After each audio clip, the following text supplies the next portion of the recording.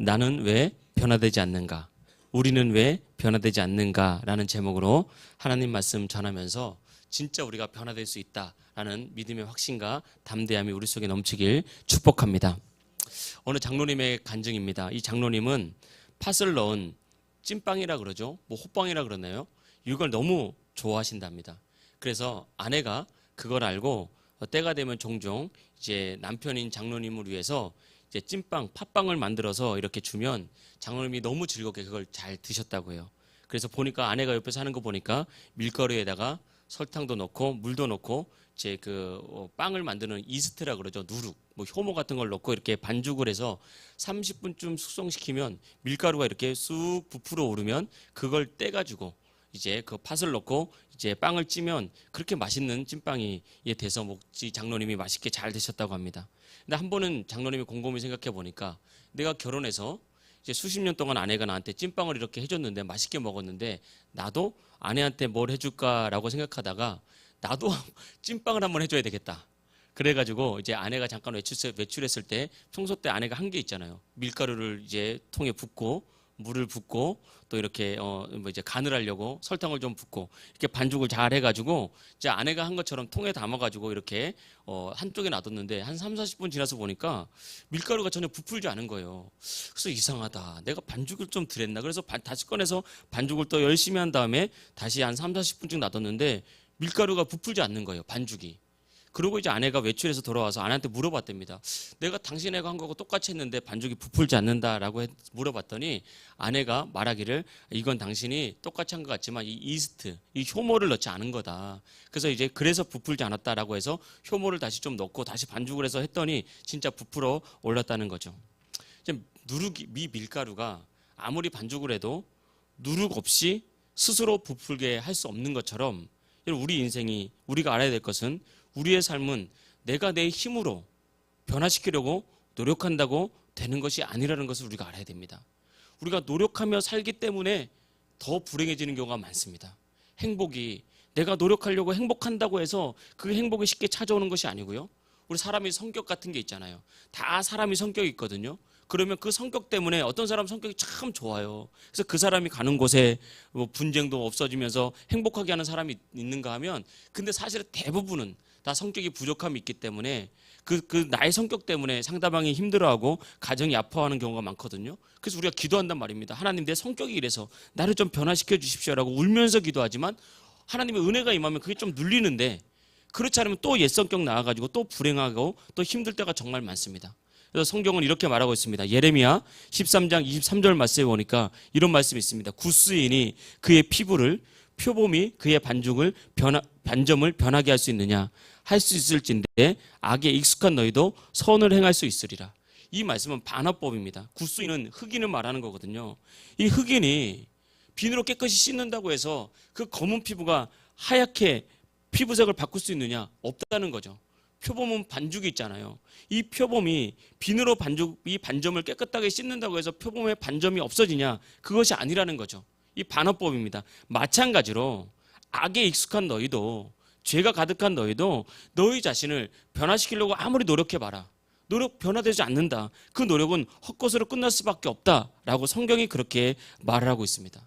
근데 많은 그리스도인들이 예수님을 믿을 때 이 사실을 잘 모르고 자꾸 내가 나를 바꾸려고 굉장히 노력한단 말입니다. 나의 성격도 바꾸려고 하고 악한 습관도 내가 바꾸려고 이겨보려고 막 그것과 싸우고 행복을 만들어 보려고 싸우다가 변하지 않는 자신을 보면서 낙심하고 실망할 때가 정말 많습니다. 제가 청년 때 그랬습니다. 청년 때 정말 예수님을 뜨겁게 만나고 기도하는데 내 안에 있는 나쁜 습관이 잘 바뀌지 않는 거예요. 내 안에 있는 나쁜 습관을 또 그 습관 가운데 또 빠져버리면은 하나님 앞에 울면서 회개하면서 하나님 정말 변화시켜 주십시오. 그리고 난 굳게 결심하고 정말 변화되려고 내가 노력하는데 또 넘어지면 내 속에서 낙심이 옵니다. 나는 변화되지 않는가 보구나. 내가 진짜 구원받은 사람이 맞나? 진짜 내가 할 수 있나? 그러면서 지치고 낙심되면서 스스로 포기하게 되는 그런 일들이 나타나게 되는 거거든요. 사도 바울도 똑같은 고백을 했습니다. 로마서 7장에 보면 사도 바울도 이 죄와의 싸움에서 자신을 변화시키려고 하는데 이기지 못하니까 오호라 나는 공고한 사람이로다. 다시 말하면 나는 희망이 전혀 없는 사람이구나. 내 마음은 하나님의 법대로 살고 싶어 하는데 정말 나의 육신이 약해서 그 육신이 나를 사로잡아서 하나님의 법에 반대로 죄를 짓게 만드는, 정말 나는 희망이 없는 사람이구나, 난 도저히 이런 죄와 연약함을 이길 수 없구나 라고 스스로를 탄식했던 일이 바울도 있다는 것입니다. 사람의 힘으로 할 수 없는 거죠.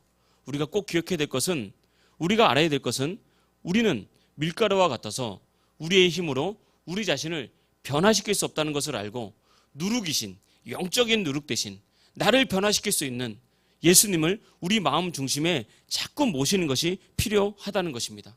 그래서 예수님은 죄에서 우리를 건져주십니다. 분명히 건져주십니다. 질병에서부터 우리를 건져주시고, 우리 인생의 불행과 상처와 아픔에서 자꾸 우리를 건져주시는 분. 그래서 예수님은 우리 안에서 우리를 행복과 승리로 이끄시는 분입니다. 그래서 여러분, 우리가 예수님이 우리 안에 역사하시면 빵이 부풀듯이 우리 삶의 구원의 기쁨과 또 진정한 행복을 주님께서 우리에게 주신다는 것입니다. 주님이 앞서 행하시면서 그것을 만들어 가는 거죠. 그래서 우리가 우리 자신을, 내가 나를 변화시키려고 노력하지 말고 그 노력을 예수님의 이름을 부르는 곳으로 옮겨 가십시오. 나는 이 습관을 끊어야 돼. 물론 끊어야 됩니다. 그 생각은 좋은 생각이에요. 그러나 이걸 끊을 수 있는 것은 내 힘으로만 안 되니까 이 노력을 예수님의 이름으로 자꾸 부르는 거예요. 예수님, 내 마음에 오셔서 나를 주장해 주십시오. 예수님, 내 마음에 오셔서 나를 다스려 주십시오. 그리고 예수님 부르는 거예요. 때로는 아버지의 이름 부르는 거, 아버지 부르는 겁니다. 주여 부르는 거예요. 이 같은 이름 아닙니까? 아버지를 부르던, 주여를 부르던, 예수님을 부르던 그 예수님이 우리 마음에 오셔서 우리 마음을 주장하면요, 놀라운 일이 벌어집니다. 내가 이기려고 싸워도 안 되던 일이 어느 한순간부터 그게 없어져요. 사라져요. 세상을 향한 욕심이 사라진단 말입니다. 그래서 예수 이름 딱 부르면요, 때로는 우리의 눈에, 사람은 다 연약하거든요. 특별히 이제 한창 자라나는 청소년, 또 아니면 남성들, 이런 경우가 인터넷에서 이렇게 잘못된 영상, 좋지 않은 영상에 중독된 경우가 굉장히 많습니다. 그것 때문에 정말 괴로워하는 사람 진짜 많거든요.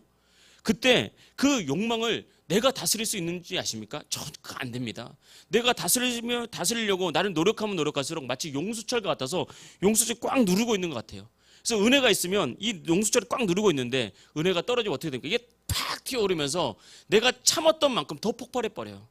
이게 안 됩니다. 그런데 예수 이름 자꾸 부르고요, 성령께서 정말 내 안에 오셔서 예수님이 내 마음을 주장하시면 완전히 사라집니다. 그런 나쁜 영상들이 더러워 보이고 싫어 보이고 가까이 하기 싫게 되는 거예요. 그렇게 이기는 거예요. 우리 예수 믿는 사람들은 내 노력이 아니라 주님이 내 마음을 주장하도록 만드는 것입니다. 그래서 여러분, 사람이 할 수 없는 것을 하나님은 다 하실 수 있다고 말씀하셨는데 우리 이 사실을 믿어야 되는 거예요. 지금까지는 내가 하려고 하니까 안 됐구나. 그런데 하나님은 다 하실 수 있구나. 하나님의 전능하심을 믿습니다. 여러분, 우리는 죽은 예수님을 믿는 것이 아닙니다. 살아계신 예수님, 지금도 역사하시는 예수님, 지금도 우리를 새롭게 하시면서 우리를 변화시켜서 진정한 승리와 행복으로 이끌어 가시는 예수님을 믿는 거라는 거예요. 누가복음 18장 27절은 이렇게 말하고 있습니다. 이르시되 무릇 사람이 할 수 없는 것을 하나님은 하실 수 있느니라. 할렐루야. 하나님 하실 수 있습니다. 우리 옆 사람과 인사합시다. 하나님 하실 수 있습니다. 하나님 하실 수 있습니다. 진짜 하나님 하실 수 있다는 것입니다. 우리가 잘 아는 것처럼 이스라엘 백성들이 애굽에서 나와서 처음 도착한 곳이 홍해 바다 앞이었습니다. 뒤에는 애굽 군사들이 병거를 타고 칼을 가지고 무기를 가지고 이스라엘 백성들을 죽이려고 쫓아왔어요. 근데 앞에는 넘실거리는 바다인 홍해가 있었습니다. 이때 어떻게 해야 됩니까? 애굽 군사와 한번 싸워보자 라고 그러면 이스라엘은 전멸할 거고, 홍해를 헤엄쳐서 건너보자, 바다를 어떻게 헤엄쳐 건넙니까? 다 물에 빠져서 죽을 거고 방법이 없잖아요. 사람의 방법을 쓰면 처음에는 싸우는 것 같지만 결국 다 멸망과 죽음뿐인 거죠. 그때 모세가 했던 일이 엎드려 기도했던 거예요. 이 기도했다는 것은 다른 것이 아닙니다. 사람은 할 수 없지만 하나님은 하실 수 있습니다라고 믿고 하나님 도와주세요 이렇게 기도한 것뿐이라는 거예요. 그때 어떻게 했습니까? 우리가 할 수 없을 때, 하나님께 구원을 요청했을 때, 하나님 도와달라고 하나님의 이름을 부르면서 기도했을 때 사람이 할 수 없는 일이 일어났잖아요. 홍해가 갈라졌습니다. 홍해가 갈라지더니 그 바다가 질척거리는 진흙 뻘바다가 아니라 마른 땅으로 변했다고요. 그래서 이스라엘 백성들은 그 마른 땅을 밟고 홍해를 건넜습니다. 이거 누가 한 겁니까? 이건 하나님이 한 거예요. 모세의 기도가 한 것도 아니고 이거 하나님이 한 거예요. 모세는 그냥 하나님의 이름을 불렀을 뿐입니다. 그냥 부르고 진짜 믿고 불렀더니 정말 하나님께서 홍해를 가르시고 그 바닥을 마른 땅으로 만드셔서 이스라엘 백성들이 마른 땅을 건너서 다 살아난 거예요. 사람으로는 할 수 없지만 하나님은 하실 수 있는데, 하나님은 이렇게 적으로부터 우리를 구원해 주시는 분입니다. 불행으로부터 우리를 구원해 주시고, 질병으로부터, 마음의 상처로부터, 마음의 아픔으로부터. 여러분, 우리도 마찬가지죠. 내가 하려고 하니까 자꾸 괴로운 거예요. 여러분, 사람은 인생을 살다 보면 상처와 아픔이 많이 쌓이거든요. 그때 상처와 아픔을 내가 이겨내보려고 하는데 그게 생각보다 잘 안 됩니다. 특별히 누군가가 나에게 상처를 계속 주게 되면 그 사람 보는 것 자체가 힘들고 또 외롭습니다. 괴롭습니다. 특히 그 배우자 같은 경우는 얼마나 힘들면 서로 이혼하고 삽니까? 그래서 여러분, 이혼한 배우자라든지 따로 사는 배우자를 억지로 하나 만들면 안 돼요. 억지로 같이 살아라 같이 안 됩니다. 그러면 그럼 더 불행해져. 어떻게 해야 되냐? 은혜가 임해야 돼요. 은혜가 임하면 하나님께서 그 마음을 주셔야지 그때 같이 이렇게 회복되고 살아가는 것입니다. 그래서 여러분, 내가 하려고 하는 마음을 내려놓고 예수님께 나와서 예수님의 이름을 간절히 부르면 진짜 예수님께서 역사하십니다. 30대 중반에 한 남자 집사님이 간증을 했어요. 아버지가 큰 교회 장로님이에요. 근데 장로님이 헌신학으로 유명하고 교회를 섬기기로 유명한 장로님. 어머니는 권사님인데 기도로 소문난 권사님. 맨날 새벽마다 기도하고 밤마다 기도하고. 그 집사님은 태중신앙이라고 해요. 모태신앙이라고 하죠. 모태신앙은 발음 자체가 못한다라는, 그래서 바꿔서 저는 태중신앙으로. 여러분, 태중신앙이 좋습니다. 우리 이혜진 성도님 안에 있는 빵빵이 이제 이름을 아직 완전히 지었다 하지 않아서 태중신앙, 모태신앙보다는 태중신앙. 태 속에 태중신앙이에요. 어머니 뱃속에서부터 교회를 다녔습니다. 근데 이분이, 남자분이 자라면서 한 가지 문제가 있었는데 술을 못 끊고 매일 술을 마시는 거예요. 술만 아니면 직장생활도 잘하고 삶에 큰 문제도 없고 그냥 잘 사는 사람이에요. 성품도 괜찮고. 근데 술이 문제, 이 남자 집사님이. 근데 어느 날 이 술 때문에 난리가 난 거예요. 막 집안에 큰 부부싸움이 난 거예요. 술 때문에 부부싸움이 났는데 서로 소리를 지르면서 이제 같이 못 살겠다. 그만 이혼하자. 서로 막 이런 거예요. 그러니까 아내가 그 술 때문에 참다 못해서 이제 남편을 자꾸 이렇게 닥달하기 시작하는 거죠. 왜냐하면 너무 힘드니까. 그러니까 남편에게 자꾸 왜 술을 못 끊냐. 교회 집사나 되는 사람, 예수님 믿는 사람, 믿는다고 하는 사람들 왜 술을 못 끊냐. 이렇게 닥달하니까 남편이 말하는 거예요. 나도 술 끊고 싶다. 나도. 내가 이 술을 끊으려고 여러 번 별별 노력을 나왔는데 안 되는 걸 어떡하냐. 안 되는 걸. 진짜 이거 안 되는 거 어떡합니까? 이게 닥달한다고 끊어지는 게 아니거든요.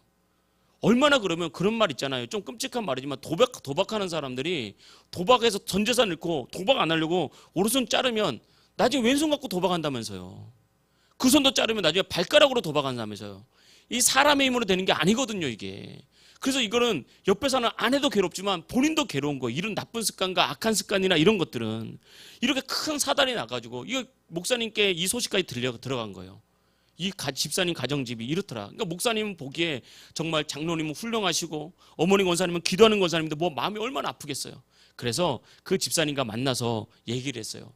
그렇게 술 끊는 게 힘듭니까? 그랬더니 그 집사님이 그런 거예요. 목사님, 저도 괴롭습니다. 저도 술 끊고 싶습니다. 이게 온 교회 소문이 다 나가지고 내가 창피해서 교회를 못 다니겠습니다. 그런데 목사님, 아무리 노력해도 이게 안 됩니다. 안 돼요. 그런데 목사님이 그 얘기를 가만히 듣고 있다가 그 집사님께 얘기한 거예요. 집사님, 술을 끊으려고 노력하지 마세요. 노력한다고 해서 술이 끊어지는 게 아닙니다. 지금까지 해도 안 됐잖아요. 그러니까 노력하지 마세요. 그러니까 보통은 다 하는 말이 아무리 힘들어도 무조건 끊어야 됩니다. 그래야 가정 삽니다. 그래야 아내 삽니다. 자식 삽니다. 이렇게 말하는데 이 집사님 약간 놀란 거예요. 끊으려고 노력 안 해도 된다 그러니까. 그러니까 집사님이, 그럼 목사님 마셔도 된단 말입니까? 뭐 어떻게 된단 말이에요? 어떻게 해야 됩니까? 라고 물어봤을 때 이 목사님이 한 가지를 얘기했대요. 집사님, 술이 막 먹고 싶을 때 술 끊으려고 그 마음을 노력하면서 그 누르지 말고 술이 정말 마시고 싶다면 정말 예수님의 이름을 한번 불러보세요. 진짜 집사님 안에 술을 끊고 싶은 마음이 있다면. 근데 왜 내 안에 이 악한 습관을 끊고 싶은 마음이 있어야 되는 거예요. 근데 우리 인생이란 게 가만히 보면요, 내가 그것을 싫어하지만 내 마음 한 구석에는 그걸 즐기고 있는 게 있어요. 그래서 그게 끊어지지 않는 겁니다. 그래서 진짜 이걸 내가 끊고자 하는 마음, 이 악한 습관을 미워하고 내 속에 역사하는 악한 영들, 이 마귀, 이거 미워해야 됩니다. 이게 미움이나 이런 것도 마찬가지예요. 내 안에 누군가를 미워하는 마음이 있거든요. 부부간에 남편한테 오랫동안 상처를 받으면 남편을 사랑하지만 동시에 미워하는 마음이 있어요. 있습니다. 이게 마귀가 준다는 것을 알고 이걸 끊어버려. 이게 싫어야 돼요. 내가 남편을 미워하는 마음은 주님께서 기뻐하는 마음이 아니니까 내가 끊어버리고 싶은 마음이 있어야 됩니다. 우선은. 그래서 집사님한테 술을 끊고자 하는 마음이 진짜 있다면 술을 마시고 싶을 때 예수의 이름 불러보세요. 그러면 집사님은 할 수 없는데 예수님이 하게 하십니다. 그러니까 이 집사님 물어보는 게 정말 되냐고. 아니 너무 쉬운 거예요. 들어보면 뭐 어떤 사람은 약을 먹어야 된다, 어떤 사람은 뭐 해야 된다 그러는데 그냥 예수 이름 불러보라는 거예요. 그래서 집사님이 의구심으로 근데 목사님 진짜 예수님의 이름만 부르면 됩니까? 라고 했더니 목사님이 딱 정색하면서 진지하게 집사님 예수님 살아있습니다. 불러보세요.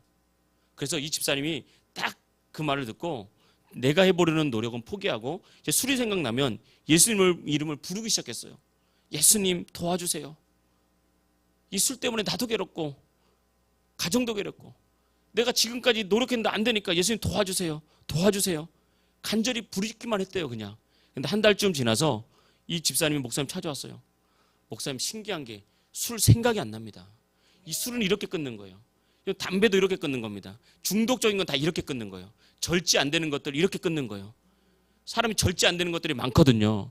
이게 꼭 나쁜 것만이 아닙니다. 막 절제가 안 되면 짜증 막 내고요. 성질 내면서 사람 눈치 주고 이거 절제를 못해서 성격에 절제를 못하는 거거든요. 먹는 것도 그렇습니다. 과식을 하면 안 좋다는 걸 알잖아요. 근데 이 절제 못하는 게 있으면 밤에 자꾸 먹게 돼요. 그 몸 상하게 됩니다. 그 모든 절제하지 못하는 배우는 악한 영이 역사하고 있는 거거든요. 근데 그게 술 생각이 안 나는 거예요. 그러니까 이렇게 주님 역사하는 거예요. 그러니까 술 생각이 안 나니까 저절로 끊어지는 거죠. 이게 역사, 하나님의 역사고 이게 기적인 거죠. 예, 목사님 진짜 기적입니다. 진짜 예수님 살아계십니다. 이게 믿는 자의 삶이라고요. 전도는 이렇게 하는 겁니다. 이렇게 정말 불행한 사람한테 당신이 불행을 이기려고 얼마나 노력하고 얼마나 힘드냐. 근데 예수님 정말 믿고 예수님이 당신의 주인 되면 예수님이 당신의 불행을 끊어준다. 당신의 가정 행복하게 만들고 정말 남편을 새롭게 만드니까 정말 예수님 모셔드려라. 이게 바로 전도거든요. 예수님이 그 남자 집사님 마음에 오셔서 그 마음을 주장하시니까 내 노력으로 안 되던 것이 내 의지로 안 되던 것이 예수님께서 하시는 겁니다. 술뿐만이 아닌 거죠. 나를 무너지게 하고 하는 이런 반복된 죄들, 악한 습관들 이런 거 있거든요. 가정을 깨뜨리게 만드는 악한 습관들 이런 게 있습니다. 요즘은 하루 종일 스마트폰 보면서 사람을 생각을 병들게 만들고 뇌를 병들게 만드는 악한 습관들이 있다 이 말입니다. 그때 여러분 이걸 내가 변화돼야 된다는 걸 안다면 좋은 습관으로 변화돼서 내가 하나님 주시는 진정한 승리를 경험하기를 원한다면 정말 그런 미혹이나 유혹이 올 때 자꾸 예수 이름 부르십시오. 다른 거 하지 말고 그냥 방 한켠에 들어가서 예수님 도와주세요. 그 마음속으로 소리를 크게 안 내도 마음속으로 예수님 예수님 불러보십시오. 넘어지면 괜찮습니다. 넘어져도 괜찮다니까요. 예수님이 왜 십자가에서 죽으셨습니까? 우리 죄를 용서하기 위해서. 그런데 우리가 죄를 지으면 어떻게 해야 됩니까? 그 예수님 십자가 보혈 앞에 나가서 용서해 주십시오라고 하면 다 용서받는 거예요. 그런데 마귀는 죄를 지으면요 죄책감 느끼게 하고 낙심하게 만들고 우리를 실패하게 만들고요. 너 맨날 기도하더니 또 죄 지으면서 무슨 기도하냐? 너 진짜 구원받은 사람 맞냐? 이게 마귀가 하는 거예요. 근데 십자가 보혈은 지금도 흐르고 있습니다. 우리의 연약함과 부족함 갖고 나가면 그 즉시 용서받는 거거든요. 그래서 여러분 하나님 내가 이 죄를 지었으니 용서해 주십시오라고 그 고백을 하는 순간 우리의 죄는 용서받기 때문에 그 순간 하나님 나의 죄를 용서해 주셔서 감사합니다. 내가 주님 뜻대로 살겠습니다. 예수님 도와주세요. 이렇게 기도를 나가면 되는 것입니다. 제가 한 가지 간증만 더 드리겠습니다. 이것도 제가 같은 책에서 읽었던 간증인데요. 아는데 남편이 너무 미운 거예요. 살다 보니까 남편이 계속 속만 썩이고 마음 너무 아프게 하고 집에 들어오면은 자기 힘들다고 짜증내고 성질내고. 그러니까 아내들은 보통 남편을 다 사랑하거든요.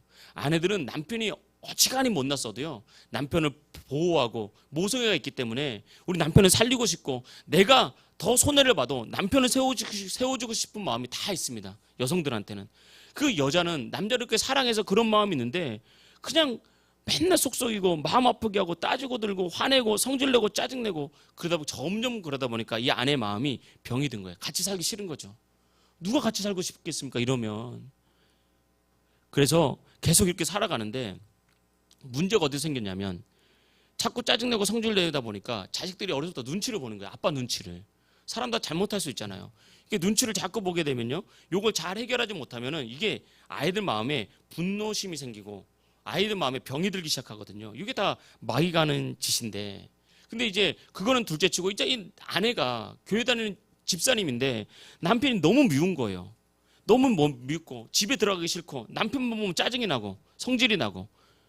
근데 흔히 하는 말이 뭐냐면 야 태어난 성격 안 바뀌니까 그냥 지고 살아라 죽고 살아라 계속 이런 말만 듣는 거예요. 그러니까 너무 괴로운 거예요. 그러니까 뭐 바뀐다고 해야 소망을 가질 수 있는데 다 하는 말이 야 타고난 팔자인데 사람 안 바뀌어 자꾸 이런 소리만 들으니까 더 낙심되는 거죠. 그런데 어느 날 설교를 듣는데 목사님이 그러더래요. 이 자리에 있는 여성들 남편 좀 용서 좀 하라고 그리고 사랑 좀 하라고. 그 소리를 듣는데 자기 마음이 믿음이 있으니까 마음이 찔리더래요. 남편이 밉지만 한편으로는 자기 마음이 찔리더래요. 그래서 그 목사님 이렇게 얘기를 하더랍니다. 여러분 사람 성격 안 바뀝니까? 예, 잘 안 바뀝니다. 그러나 바뀝니다. 왜 바뀌는지 아십니까? 하나님 전능하시기 때문에. 하나님 왜 못 바꾸는 게 있다면 어찌 하나님이겠습니까? 그런 말씀을 딱 하는데 이 말씀이 이 여집사님 마음에 들어온 거예요. 아, 사람 바뀌구나. 사람 바뀌구나. 그런데 목사님이 한마디 더 하는 거죠. 그렇게 당신의 마음이 힘들고 어려울 때 예수님의 이름 부르라고. 미워하는 그 마음부터 바꿔야 된다고. 미워하고 정말 싫어하고 꼴 보기 싫고 이런 마음이 들어오거든 예수님의 이름 부르라고. 내 마음에 미움이 있는데 어떻게 상대방이 바뀌겠냐고. 그렇게 설교를 하는데 마음이 막 찔리더래요. 그래서 기도해 봐야 되겠다. 그런데 기도해도 안 되는 거예요. 그러니까 기도해도 안 되니까 더 괴로운 거예요. 그런데 목사님이 설교를 할 때 한두 번 해서 안 된다고 포기하지 말고 자꾸 예수 이름 부르라고. 언제까지 불러야 되냐면 예수님이 나를 주장할 때까지, 예수님 나의 마음을 다스릴 때까지 계속해서 부르라고. 그러면 예수님께서 바꾸신다고. 내가 바꿀 수 없다고. 그래서 그 말을 듣고 이 여집사님이 그때부터 마음을 단단히 먹었어요. 어차피 사는 거 행복하게 살아야지. 어차피 사는 거 자녀들 보기에도 부부가 뒤늦게라도 잘 살면 좋잖아요. 좋은 본이 될 수 있고 본인도 행복하고 남편도 행복하고 자녀도 행복하고 가정이 살고 그러다 보면 뭐 교회도 살고 다 사는 거 아닙니까? 내가 예수님 불러야 되겠다라고 생각을 하고 자신의 생각을 일단 내려놨어요. 그동안에 남편이 어떻게 나에게 상처를 줬는지, 어떻게 화를 내고 어떻게 짜증을 냈는지, 내 마음을 어떻게 힘들게 했는지 일단 다 내려놓고 예수의 이름을 부르기 시작했어요. 예수님 도와주세요. 예수님 나도 행복한 가정 꾸리고 싶었던 그런 젊은 시절이 있었습니다. 예수님 나도 사랑받고 싶어요. 예수님 나도 행복하고 싶어요. 그런데 안 돼요. 도와주세요. 도와주세요. 라고 기도를 하기 시작했는데 그 기도하면서 쌓인 게 많으니까 얼마나 눈물이 많이 났겠어요. 그런데 어느 날 이분이 신경을 경험했어요. 어느 날 그렇게 기도하고 집에 들어갔는데 그렇게 꼴 보기 싫던 남편이 불쌍해 보이더래요. 불쌍해 보이더래요. 그럼 자기가 단 한 번도 그런 적이 없는데 자기가 신기하더래요. 저 사람도 없는 가정에서 자라느라 얼마나 힘들었으면 저랬을까. 불쌍하다. 내가 진짜 나라도 이해해 줬어야 되는데 내가 맨날 꼴 보기 싫어했으니까 맨날 저 사람도 알게 모르게 내 눈치 봤겠지. 불쌍하더래요. 불쌍하고 미안하고. 그래서 얼굴 보고 얘기하기는 힘들어서 어느 날 낮에 하나님께 이제 결단하고 이제 전화를 했대. 남편한테 전화를. 얼굴 보고 얘기하는 건 서로 좀 불편하니까 아직까지 전화를 해서 통화를 하는데 여보 혹시 아내가 먼저 고백하는 거예요. 나 때문에 그동안 상처받고 스트레스 받은 게 있다면 미안하다. 나 용서해라. 아내가 먼저 그렇게 얘기한 거예요. 그러니까 이 남편이 이상하잖아요. 그러면 뭔가 좀 감동이 있어야 되는데 이 남편이 오히려 화를 내더랍니다. 당신 미쳤냐고. 정신 똑바로 차리라고. 갑자기 뭐 당신 뭐 속셈 있냐고. 그러면서 화를 내면서 끊더래요. 그러면 막 불같이 일어나야 되잖아요. 그런데 예수 이름이 그 마음을 다스리기 시작하는 거예요. 아무렇지도 않더래요. 그래서 또 기도하고 며칠 뒤에 다시 전화를 했대요. 그래서 또 전화해서 똑같은 말로 여보 그동안 내가 당신 마음에 상처 준 거 있다면 미안하다고. 내가 당신 하나라고 내가 밥 차려줄 때도 밥그릇 던지면서 차려주고 이런 거 미안하다고. 내 용서해 달라고. 그렇게 그런 마음 그냥 마음이 들어서 얘기를 한 거예요. 내 결심이 아니라 하나님께서 그런 마음을 주시는 거죠. 근데 두 번째 전화를 했을 때는 남편이 당신 어디냐고. 그래서 이제 사단이 났구나 안에 생각을 했어요. 근데 남편이 두 번째 전화를 받고 오더니 기적이 일어난 거예요. 아내한테 무릎을 꿇고 울더라며. 여보 진짜 미안하다고.